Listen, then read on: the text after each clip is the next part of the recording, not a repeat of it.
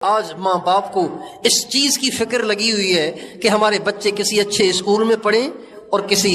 بڑی ڈگری کو پائیں اور اچھی نوکری کریں اور بڑا گھر بنائیں۔ اس سے زیادہ ان کو اس بات کی فکر کی ضرورت ہے کہ ہماری اولاد نیک ہو جائے،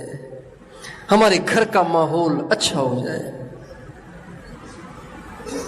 اللہ تعالیٰ قرآن پاک میں فرماتے ہیں یا ایھا الذین آمنوا قوا انفسکم واہلیکم نارا، اے ایمان والو اپنے آپ کو بھی جہنم سے بچاؤ، اپنے اہل و عیال کو بھی جہنم سے بچاؤ۔ جو لوگ اپنے نوجوان بچوں کو بڑے بڑے موبائل لے کر دیے ہوئے ہیں اور ان کا اتنا ایمان ہی نہیں بنایا کہ وہ انٹرنیٹ کی برائی سے اپنے آپ کو بچا سکیں، تو ان کی مثال ان ماں باپ کی سی ہے کہ جنہوں نے